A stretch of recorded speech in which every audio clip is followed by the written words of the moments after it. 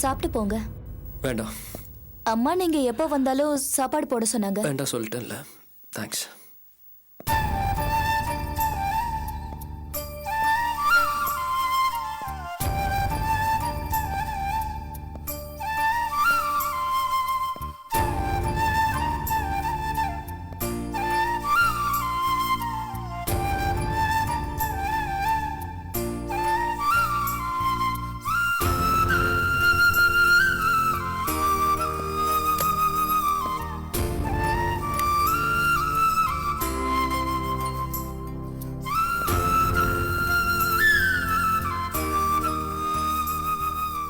அவங்க கன்சீவா இருக்கிற இந்த நேரத்துல ஏன் இவ்வளவு அக்கறை இல்லாம இருக்கீங்க?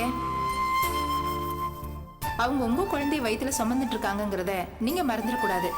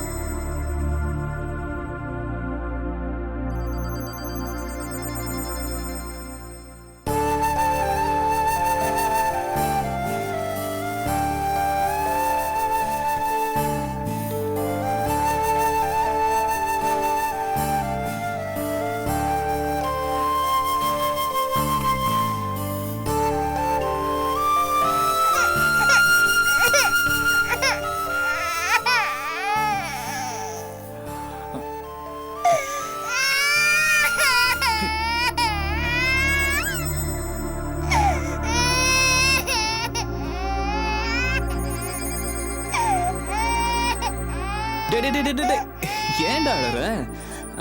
அழக்கூடாது அழக்கூடாது. அப்பா பாரு அப்பா பாரு அப்பா பாரு.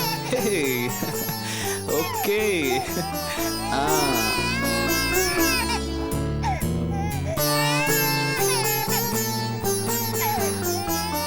அது உங்க குழந்தைங்க. யாருக்காக பயப்படுறீங்க? எனக்காகவா?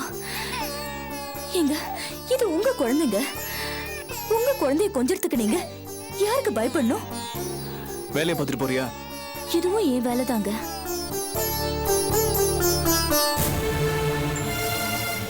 ஒரு விஷயம் சொல்றேன். ஒரு பொண்டாட்டியா உங்களுக்கு என்ன பிடிக்கல, என் கூட வாழறதுக்கு விருப்பம் இல்லைன்னு சொல்றதுக்கு 1000 காரணங்கள் இருக்கலாம். ஆனா இது உங்க குழந்தைங்க. இது மேல நீங்க பாசம் காமிச்சுதான் ஆகணும். நீங்க என் புருஷங்கிறத விட இந்த குழந்தைக்கு அப்பாங்கிறது தான் ரொம்ப முக்கியமான விஷயம். வாழ்க்கைனா அதுக்கு ஒரு நேர்மை வேணும், தர்மம் வேணும். இப்ப நீங்க போய் பார்த்துட்டு வந்தீங்களே ஒரு தொழில், அது எவ்வளவு பெரிய பாவம்னு தெரியுமா? எத்தனை ஜென்மத்துக்கும் அந்த பாவம் தீராதுங்க. இதே மாதிரிதான் ஒரு குரூப் எங்க ஊருக்கு வந்துச்சு. ஜனங்கெல்லாம் அவங்களோட தாலி அடமான வச்சு பணத்தை கட்டுனாங்க. அந்த குரூப் அப்படியே எல்லாரையும் ஏமாத்திட்டு போயிட்டாங்க. எத்தனை ஏழை மக்கள் கதறி கதறி அழுதாங்க தெரியுமா? அவங்களோட சாபம்லாம் சும்மா விடுமா? எதுக்குங்க ஏமாத்தணும்? சம்பாதிக்கிறதுக்கு இது ஒண்ணுதான் வழியா? நீங்க நல்லா படிச்சிருக்கீங்க, நானும் படிச்சிருக்கேன். 2 பேரும் ஏதாவது வேலைக்கு போலாம். சுமதியும் இப்ப வேலைக்கு போறா. மாமாவும் ஏதாவது வேலை தேடிக்கிட்டும். நம்மளோட சம்பாதியத்தை வச்சு சந்தோஷமா வாழலாங்க. வேலைக்கு போய் சம்பாதிக்கிறது ஒண்ணும் கௌரவ குறைச்சல் இல்லைங்க. ஏதோ ஒரு பாஷை தெரியாத ஊருக்கு போய் ஏழைங்களோட காசை ஏமாத்தி பொடுங்கிட்டு வர்றதுதான் கௌரவ குறைச்சல். அப்படி தப்பான வழியில வந்த பணத்துல நம்ம வாழணுமா? சொல்லுங்க. வேணாங்க. இந்த பாவத்தை இப்படியே கழிச்சு தீத்துடலாம். இனிமே இது வேண்டாம். இதுக்கப்புறமாவது நம்ம குழந்தை, நம்ம எதிர்காலம், நம்ம குடும்பம்னு இருப்போம். இனிமேலாவது நல்ல தொழில சம்பாதிச்சு நிம்மதியா இருக்கலாம். சத்தியம் பண்ணுங்க. நீங்க நல்லவர்னு எனக்கு தெரியும். சத்தியம் பண்ண உங்களுக்கு விருப்பம் இருக்குல்ல? பண்ணுங்க.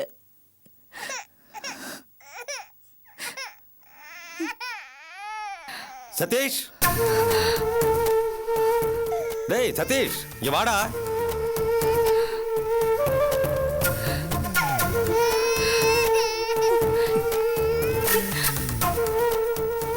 சொல்லுங்கப்பா. உள்ள சூட்கேஸ்ல பணம் வச்சிருக்க, போய் எடுத்துட்டு வா. சரிப்பா.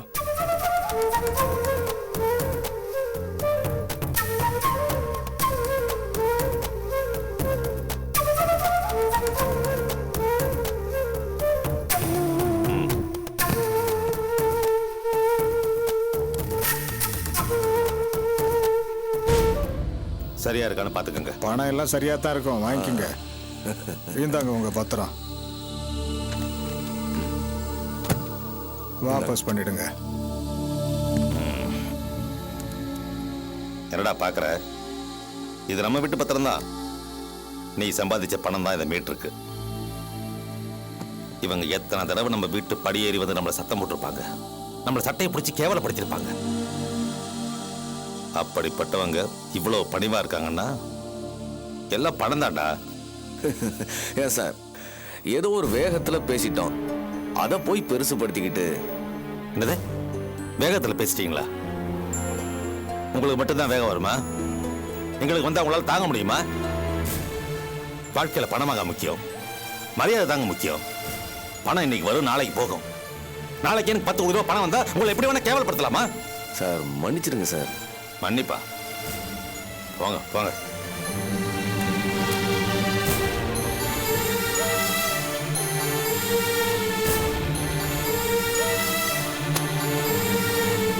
டேய் சதீஷ், பாத்தியாடா, இதான் உலகம். பணம் வேணும்டா. பணம் தான் மரியாதை, பணம் தான் வாழ்க்கை, பணம் தான் எல்லாமே. புரியுதா? டேய், நம்ம சம்பாத்தியம் இதோட முடியலடா. இது வெறும் ஆரம்பம் தான். நம்ம இன்னும் நிறைய சம்பாதிக்கணும். நம்ம விட்ட படத்தெல்லாம் இப்படிதான் பிடிக்கணும். டேய், என்னடா ஏதோ யோசிக்கிற மாதிரி தெரியுது? டேய் சதீஷ், நீ என்னை விட புத்திசாலிடா. நீ நிறைய சாதிக்கணும்டா. நாம இந்த பணத்தை வச்சுட்டு பிசினஸ் ஆரம்பிப்போம், நிறைய சம்பாதிப்போம், முன்னேறுவோம். நமக்கு இனிமே எந்த பையனோட தயவும் தேவையில்லடா. நீ நான் 2 பேர் மட்டும் போதும். இந்த உலகத்தையே இழந்த பழத்தை காலில் போட்டு நசுக்கிற மாதிரி நசுக்கிடுவோம். என்ன சொல்ற? சரி. டேய் சதீஷ், நம்ம அடுத்த பிளானை பத்தி உங்களுக்கு டீட்டெயில் எதுவும் சொல்லல. என் ரூமுக்கு வா.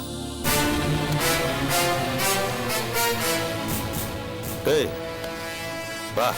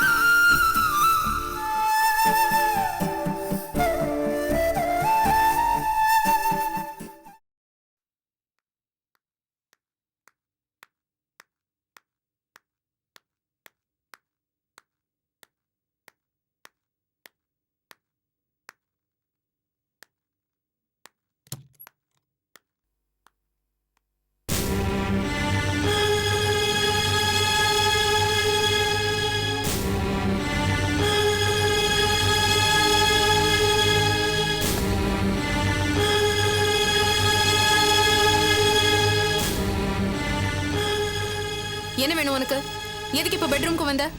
என்னது? கேட்டது காதுல சரியா விழலையா? அடுத்தவங்க பெட்ரூம்ல உனக்கு என்ன வேலை? இப்படி நுழையறது அநாகரிகம் இல்ல? நான் ஆதிய பார்க்கணும். ஒரு முக்கியமான விஷயம் பேசணுங்கிறதுக்காக நான் இங்க வந்திருக்கேன். இருக்கலாம். ஆனா ஆதிய பாக்குறதுக்கு நிறைய இடம் இருக்கு. அவர் ஆபீஸ்ல பார்க்கலாம், இல்ல வீட்ல தான் பார்க்கணும்னா கீழே ஹால்ல வெயிட் பண்ணலாம். அதை விட்டுட்டு அடுத்தவங்க பெட்ரூம்ல எப்படி சொல்லாம கொள்ளாம நுழையறது அநாகரிகம் இல்ல? ரொம்ப ஜாஸ்தி பேசுற உஷா. அடுத்தவங்க அநாகரிகம்னு வார்த்தையை விடாத.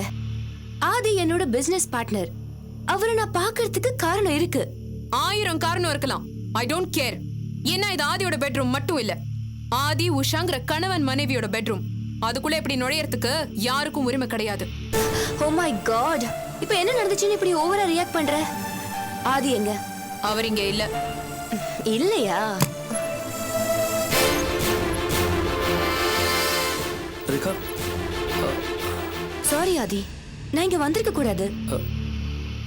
என்ன சொல்ற? எனக்கு புரியல. பிசினஸ் விஷயமா சில மேட்டர்ஸ் உடனடியா உங்ககிட்ட டிஸ்கஸ் பண்ணணும்னு தேடி வந்தேன். இவங்களுக்கு அது பிடிக்கல போல. நீங்க இல்லன்னு சொல்றாங்க. அது மட்டும் இல்லாம கொஞ்சம் கூட மேனர்ஸ் இல்லாம அநாகரிகமா நான் இவங்க பெட்ரூம்குள்ள நுழைஞ்சிட்டேனா உனக்கு வெக்கமா இல்லையான்னு கேக்குறாங்க. ஆதி, Is something wrong with you? Guest கிட்ட எப்படி பிஹேவ் பண்றது உங்களுக்கு தெரியாது? இந்த வீட்டோட மகாராணியா நீ? நான் உங்க வைஃப். என்ன தேடி வீட்டுக்கு வந்த ரேகாவை திட்டம் போட்டு அவமானப்படுத்துறியா? யாரடி உனக்கு அந்த உரிமையை கொடுத்திருக்காங்க? இங்க பாருங்க, சொல்லாம கொள்ளாம நம்ம பெட்ரூம்குள்ள நுழைஞ்சிட்டா. அது அநாகரிகம் அவகிட்ட சொன்னேன், அவ அதை புரிஞ்சுக்கல. இப்படி எல்லாம் பேசுறதுக்கு நீ யாருடி? ரேகாவை இன்சல்ட் பண்ற அளவுக்கு உனக்கு என்னடி தகுதி இருக்கு? உங்க மனைவிங்கிற ஸ்தானம் எனக்கு இருக்கு. அந்த தகுதி போதும்னு நான் நினைக்கிறேன். மனைவிங்கிற ஸ்தானம்? ஏய், அன்னைக்கு கோயில்ல மட்டும் ரேகா அவங்க அப்பாவோட கரியருக்காக விட்டு கொடுக்காம இருந்திருந்தா இன்னைக்கு நீ சொல்றிய அந்த ஸ்தானம் அதுல ரேகா ஜம்முன்னு உட்கார்ந்திருப்பா. அன்னைக்கு நான் உங்களை விடாம இருந்திருந்தா ரேகாங்கிற ஒருத்தி உங்க வாழ்க்கையிலே வந்திருக்க மாட்டான். அத ஞாபகம் வச்சுக்கோங்க. திமிருடி, திமிரு. உன்னோட திமிரு கொஞ்சம் கூட குறையல. உன்னை கை நீட்டி அடிச்சிட்டோன்னு மனசுக்குள்ள ரொம்ப ஃபீல் பண்ண. அதனாலதான் உன் மேல இறக்கப்பட்டு பரிதாபப்பட்டு உன் பக்கத்துல வந்த. ஆனா அது தப்புன்னு எனக்கு இப்போதாண்டி புரியுது. உன்னெல்லாம் நடத்துற விதத்துல தான் நடத்தும், இல்லனா நீ தலை மேல வந்து உட்காருவ. நீங்க ஏன் எல்லாத்தையுமே தப்பாவே புரிஞ்சுக்கிறீங்க? நீங்க என் மேல பரிதாபப்பட்டோ இறக்கப்பட்டோ தான் என் பக்கத்துல வரணுங்கிற அவசியம் எனக்கு இல்லவே இல்ல. பின்ன உன் மேல அன்பு பொங்கியா வர முடியும்? அப்படிதான் இருக்கணும். பொண்டாட்டி மேல புருஷனுக்கு அப்படித்தானே அன்பு இருக்கணும். அதைத்தான் நானும் எதிர்பார்க்கிறேன். ஒரு சமயத்துல என் மேல உங்களுக்கு அப்படிதான் அன்பு இருந்துச்சுல்ல? இருந்துச்சு. ஆனா இப்போ எல்லாமே ஆவியா பறந்துருச்சு. உன்னை போய் ஏன் நேசிச்சோன்னு எனக்கு இப்போ தோணுது. தோணும். ஏன் தோணாது? ஏன்னா இப்ப நீங்க பழைய ஆள் இல்லல்ல, ஆளே மாறிட்டீங்களே. போதும், ஜஸ்ட் ஸ்டாப் இட். இதுக்கு மேல எதுவும் பேசாத. நான் பேசுவேன். நான் ஏன் பேசக்கூடாது? நான் படுற மனவேதனை என்னன்னு எனக்கு மட்டும் தான் தெரியும். உன்னால் தாண்டி எனக்கு டார்ச்சர் கேடு கெட்டவல. நான் கேடு கெட்டவளா? அப்ப நீங்க யாரு? ஆதி ப்ளீஸ் வேண்டாம், கூல் டவுன். இவ்ளோடு எனக்கு பெரிய டார்ச்சர். என்னோட நிம்மதியா போயிடுச்சு தெரியுமா? இப்ப என்ன ஆதி, நிம்மதி தானே? அதை நாமளே தேடி போவோம். No problem. என்ன சொல்ற ரேகா? ஒரு 10 நாள் வெயிட் பண்ணுங்க. நேபாளுக்கு டூர் ப்ரோக்ராம் ஒன்னு பிளான் பண்ணிருக்கேன். ஒரு வாரம் யாரோட தொல்லையும் இல்லாம நிம்மதியா இருந்துட்டு வரலாம். ஓகே?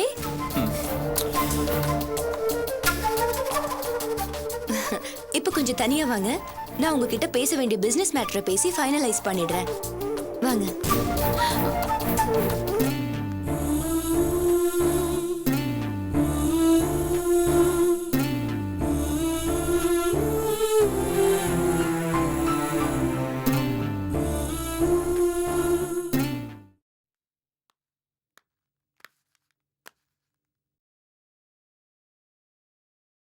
கங்கா,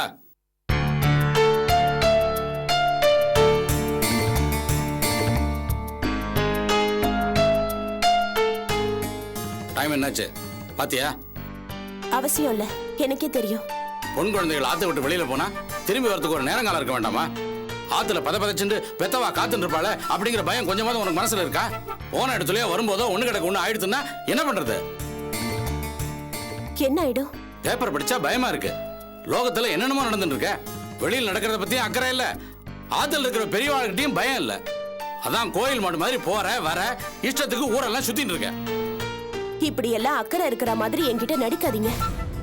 நான் ஏன் லேட்டா வரேன்னு முதல்ல புரிஞ்சுக்கங்க. என் வேலையோட நேச்சர் அப்படி. ஈவென்ட் மேனேஜ்மெண்ட் பண்றேன். இதுல நேரம் காலம் எல்லாம் கிடையாது. ஆமாமா, நீ பெருசா உத்தியோகம் பார்த்து கிழிக்கிற பாரு. நாங்களும் உத்தியோகம் பார்த்தவாதான். சொல்றது புரிஞ்சுக்காம ஏதாவது பேசாதீங்க. ஏய், ரொம்ப பேசுற நீ. அப்பா, கங்கா சொல்றதும் சரிதான். ஈவென்ட் மேனேஜ்மெண்ட் பண்றது ஒன்றும் ஆஃபீஸ் உத்தியோகம் மாதிரி கிடையாது.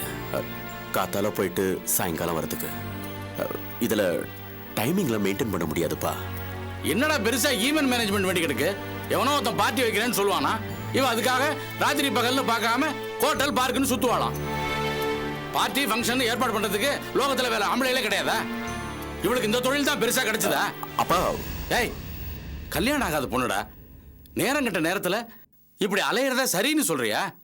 ஓஹோ, பொண்ணை பத்தின அக்கறை எல்லாம் உங்களுக்கு இருக்கோ?